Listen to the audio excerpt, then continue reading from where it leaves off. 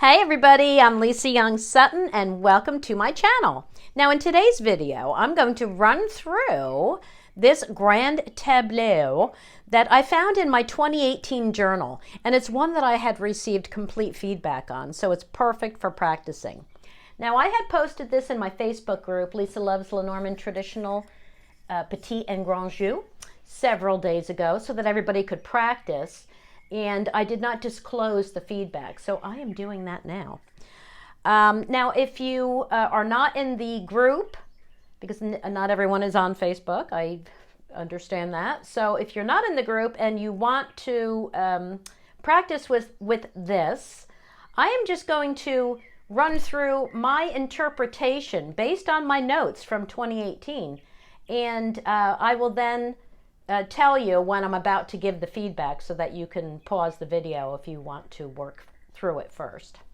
All right, now this was a 6-month spread. It was a 6-month spread for a young woman. There she is there. There's our seeker, number 29, right? She was married at the time and had no children. And here is her husband falling directly below her. Okay, now this is a method of distance, grand tableau, and no houses were considered. No houses were harmed in the making of this video. Okay, now, so let's run through this and see what we see, and then as I said, I will share the client's feedback at the end. Okay, now the first thing that I did, according to my journal notes, is I could not help but notice the seeker's position, because when somebody comes to you and they're rather distraught and they tell you that their husband, oh, did I even mention this? Her husband had just asked her for a separation. Okay, that's why she came to me.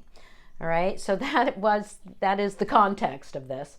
But I couldn't help but notice her position, which to me did not look like someone who was very troubled, really. In my notes, I said she's in a near perfect position within the spread, high and to the left. Her husband falls directly below her in a supporting and close position. Okay. Now, above her head, we have the first 3 cards, so I moved right into that. And the first 3 cards, we have the letter, heart, and bear, and that told me that she had received big emotional news, right? Big emotional news. That relates to protecting or managing what her heart desires. Protecting or managing, that's the bear as it describes the heart. The heart is describing the letter, right? What type of news? It's news regarding love and passion and what the heart desires, right? And then the bear is making this big news and making it news about something that she wants to protect or manage, okay? There you go. All right, I next checked the cards closest to her. Those are the cards immediately touching her. Of course, in her position, she does not have a full box because she's in the first column, right?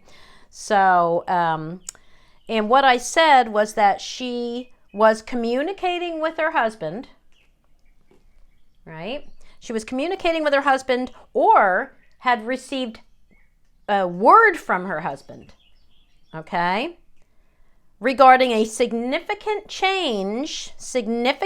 Why am I saying significant? Because the stork is touching her. When the stork is in the seeker's comfort zone, the change is coming soon, but it's also going to be a significant change. Remember, everything in the comfort zone is significant to the seeker at the time the cards were laid. All right?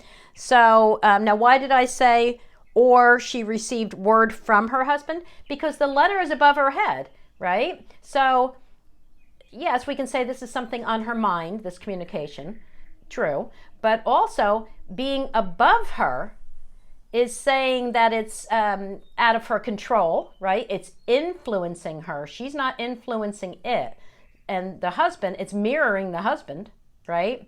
So I said that she probably received this message from him, okay? Okay. So, and what is this message regarding? It's regarding, as I said, a significant change regarding the direction of his love or a major decision. This is the ways, right? So, or a major decision regarding their love life, right? Or we could say that they are both deliberating, right? The ways is touching both of them. They are both deliberating regarding a transition, that's the stork, or a move or an addition to the household, all belonging to the stork, right? And this is something that's emotional, okay?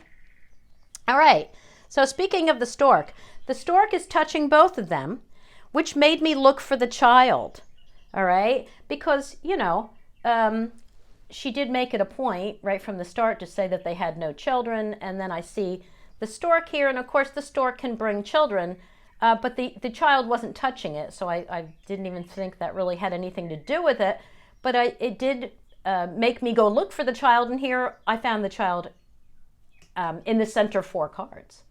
So the center 4 is the center of the story, right? It's like it makes it a central theme of the story. So there is something about a child here, I figured, especially when I saw the cross stabbing it in the head, okay? So I thought, okay, now I'm onto something here. Also, the child touches the coffin. In fact, it's heading into the coffin, and it has, and it's got the scythe below it, right? And it's got the whip indicating a possible dispute or maybe even violence, because when I see the whip and the scythe together, right away I'm thinking violence, something violent, right? So the scythe is pointing to the ring, and at the time I saw the ring as conception, which it can be, right? But it was cut short, okay? This was all looking to me like a miscarriage, all right? So I thought maybe I was onto something there. And it could have been a miscarriage through an accident or like a repeated irritation or you know, some kind of an ongoing or repeating disease, right? Could cause a miscarriage, or just continuous drama and struggle and, you know, stress and all that. So I was starting to see that maybe was their problem. All right, so I set that aside and then I continued. All right, so I then looked at the corners, and what I saw, first of all, what are our corners? We have the letter, the dog, the fox, and the key. So I saw that a longtime friend, right? Because here we have the dog, and the dog is staring at the tower, right? So I thought maybe a longtime friend shed light on her confusion. We got the sun and the clouds below, right? And told her of a new addition to her husband's life, because we're down here in the fox, in the lower left corner now with the fox, right? I thought maybe this longtime friend told her about a new addition to her husband's life that was damaging to their relationship, right? Got the mice here. Involving some wrongdoing by him. The fox is touching him and facing the lily, which sits right below him, right? That definitely says he's doing something wrong. And his sneakiness is significant because the final corner card is the key. That makes it very important, very significant. It's a key issue, all right? But while I was down in this lower right corner, down here with the key, I couldn't help but notice that we have the bouquet right above.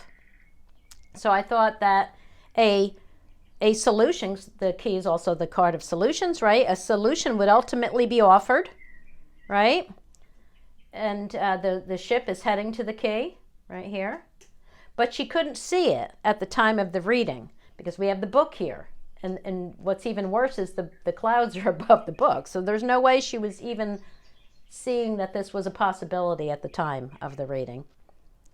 And, you know, it's funny because I saw the rider heading to the ship and the ship is heading to the key. And I was like, well, looks like it's going to take a while before this is all straightened out and before she even sees that there's any hope, if there is any, because the rider still has a long way to go. He's got to ride to the port. He's got to get off his horse. He's got to get on the ship, right? The ship, even though they're both heading, the ship is the rider is bringing this journey toward a solution to her, but he's very far away, and he's got the ship standing between him and the key. Okay. All right. So next, I wanted to know more about the husband's role in this story. Now, his line of sight is the column, right? She gets her line of sight is her row because she's the primary, and he gets the column, and that's how they intersect, though, of course, they don't here. They're both in the same column. Okay, so, but his column shows that he is being deceptive. He's standing on the fox, right? He's being deceptive in what he is telling his wife, right? We have letter 29, 28, and then the fox, right? So he was being deceptive in what he was communicating to his wife, right? That's his column. And, and so the other cards touching him told me that he had changed directions, right? We've got the ways and the stork. He had changed directions regarding their harmonious union. That's the lily. That's harmony within the family or within a couple, okay? And he became sneaky and misrepresented himself through dishonesty, okay? Now he knights to the garden and the snake, right? So the snake also is facing the birds. And then on the other side of the birds, we have the anchor. Okay, now this is all important because at the time that I laid these cards, the anchor was my dedicated work card. I'm actually returning to the anchor as my dedicated work card again now, but at the time in 2018, that was still my work card. So the fact that he knights to the garden and the snake told me that he was betraying her with someone from their social group. Remember that she has, in her comfort zone, right? She has the snake and the fox, both warning her. But the fox is directly touching him, and he is closer to the snake and also knights to the snake. So there's, they're both sharing those cards in different ways. So the fact that he knights to the garden and the snake faces the birds and the anchor told me that he was entangled. He was entangled with another woman from work that he frequently coupled with at work. Like I looked at that and I saw them like standing around the water cooler chatting, Like there was nothing serious between them, in other words, superficial, right? Just chit-chat, idle chit-chat, like he knew her, but that was it. She was available, let's put it that way. Okay, now at some point in all of this, I noticed the bear. The bear drew my attention, okay? And I saw that it was pointing to the stars. That's my guidance card, right? So the bear is pointing to the stars, and it also sits above the garden for someone in the social group, and it's touching the ways. That's my card for a mediator, right? So I looked at that and I thought, you know what? It looks like she consulted a mediator, a marriage counselor, someone to intervene in this, okay? Now, I then went to the bottom line, or the fate line, and what I saw is that an enemy, that's the mountain, had become rooted, the tree, in the home, okay? Which led to seeing each other, there's the moon, in an unhealthy way, all right? Now, the enemy, the snake sits right above it, describing it, right? The enemy could represent a rival, such as another woman, but also just the general theme of betrayal, okay? And a detour, the detour that their lives took, all right? Now the birds are in the tree. Look at that, right? The birds are sitting in the tree. So we could say that that the birds are nesting in the tree. They're hanging out there. Or we could say that the tree is holding the birds in place, right? Either way, it's this combination here is keeping this couple distracted and stressed, and they are subject to gossip and crazy thoughts running through their heads. Okay, this is a very chaotic and, difficult and chaotic time for them, right?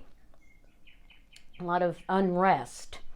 All right, so the birds does represent a couple, and looking at the cards touching it, I could see a chaotic and repetitive, unhealthy turn of events, right? That brought a separation. Yeah. Okay. Separation. There's the scythe, right? Pointing to the ring. So I then noted the lily, okay, is in both of their comfort zones, and it falls below both of them. So it was obvious to me already that he was doing something wrong. But what was she doing wrong? I wondered if she did indeed have a miscarriage and was possibly blaming herself, right? Because maybe it was an accident that she blamed herself for, or just, you know what I mean? Could have been anything like that. I also saw the ways and the garden, along with the entire column of the garden, showing that she was seeking her own affair, right? She was deciding to maybe have her own affair out of jealousy. We got the bear for envy, we got the snake for jealousy, right? And this is all stress, and this thing, the mice, right? This thing was gnawing at her. We got the enemy card. So I was thinking, maybe she was seeking her own affair out of jealousy of her perceived enemy. Because remember, the friend had already told her that he's cheating on her, okay? So neither of them was as pure as the newly fallen snow. Let's put it that way, right? Okay, so I noted the important cards that were far from her too. The cross. The cross falling far told me she'd be suffering beyond the 6 months, so this was a major deal. But the mice fell near, telling me that she may possibly be able to recover her relationship, recover what was lost. Okay?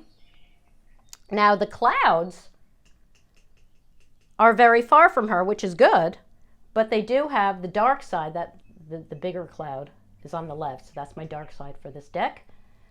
But the dark side is still facing her, and they're in her line of sight. So we have good, that it's very far, but then we have bad, that it's dark side facing her and in her line of sight.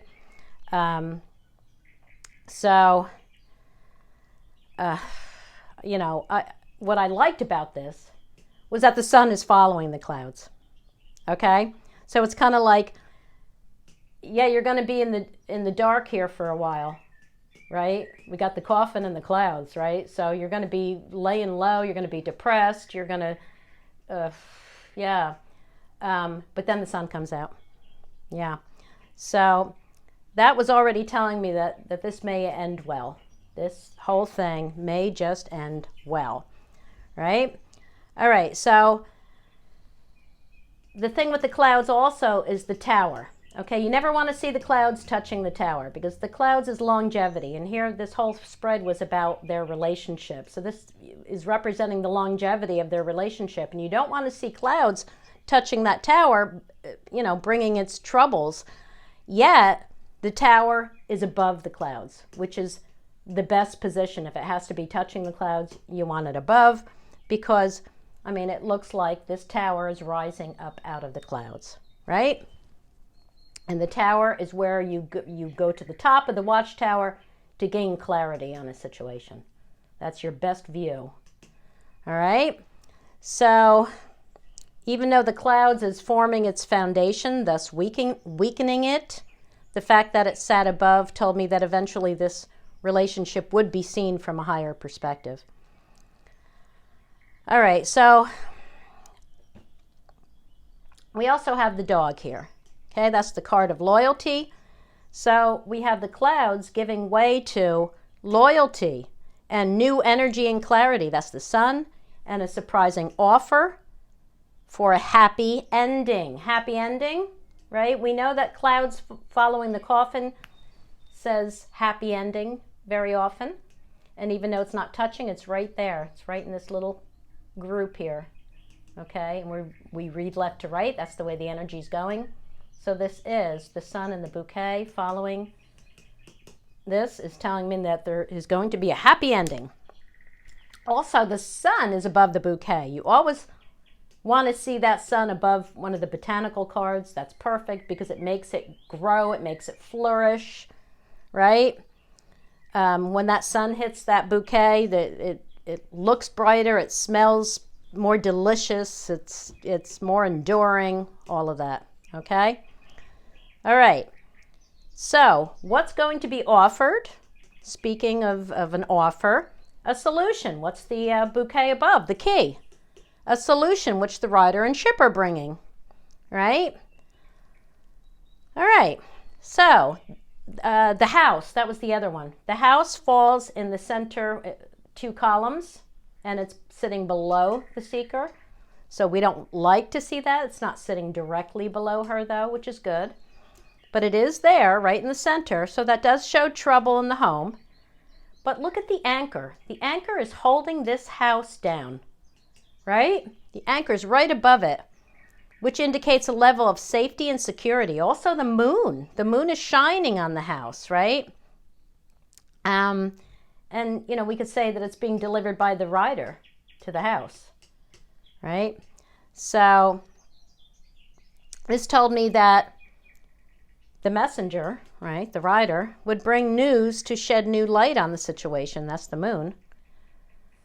From a distant or formal source. Okay, you have to remember, the rider far from the seeker is bringing news either from afar or from a formal source. Now, what could be a formal source? What was I just saying up here about the bear? A formal source of new information could be coming from that counselor. All right? Now, as for the relationship trio, it's funny that in my notes, it was the last thing I even mentioned, almost like an afterthought, you know. Now it's the first thing I look at. But what we can say with the relationship trio, as you recall, is the heart, the ring, and the anchor. Now, they only have, or the seeker only has one in her comfort zone, right? She's only got one of the 3 near, and it's the heart. It's also in his comfort zone, the husband, okay? Well, not really. It's close to him, okay? It's in her comfort zone, but it's close to him. And so love was still there. There was still love between them. They may not be committed to each other right now. They may not be secure with each other right now. They may be doubting that this is going to last, but they still had love for each other. So that was good. All right. Now, the ring and the anchor are both far from the seeker, but also from the partner. And the important thing about this is that they're both to the right, to the stronger position of the right-hand side, which is especially important for the ring, okay? The ring falling to the right shows an ongoing bond, okay? All right, so let's see, even though, okay, I mean, look at this is a good point here. Look at the cards around the ring. You know, we do have some troubling cards here for sure. We got the clouds above with dark side facing. We got the coffin right above it. We got the scythe facing it. And we got the book on the other side, right? So there's a lot of trouble here with this relationship. But it's still existing. It's still existing as we move through this spread. Okay, it's not behind her. It's ahead of her. All right? So, what did I say about this? Well, you know, I saw the coffin above as, you know, a threat of an ending, of the relationship.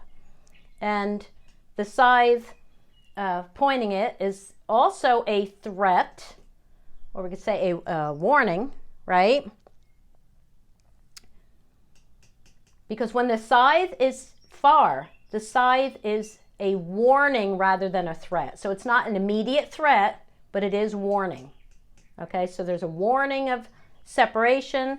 There's a threat. The coffin is draining the life out of this, right? There's a threat of an ending.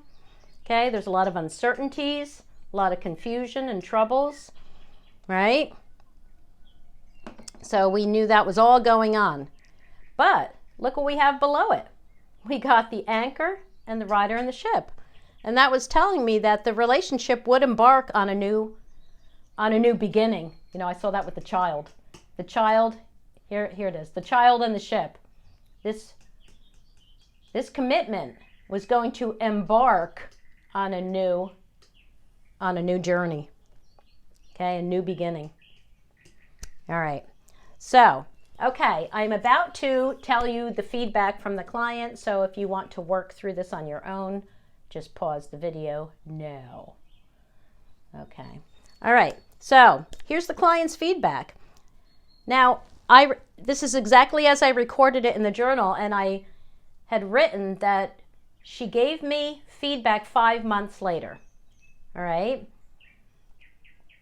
Even though this was a 6-month spread, so I hadn't even played out yet. But after 5 months, she contacted me with the feedback. She said she had indeed been pregnant, okay, but had had an abortion. It wasn't a miscarriage, it was an abortion. Oy, oy, oy. Which enraged her husband and led him to seek the comfort of another woman. Okay? According to the seeker, they both have their own fertility issues. In his case, she said he had sluggish swimmers, right? And I guess he had always been told that he wouldn't be able to father a child, right? So when she conceived, he thought it was a miracle, and he also thought it was his only chance to ever be a father. But for her, she said she was genetically predisposed to an increased risk of having an autistic child.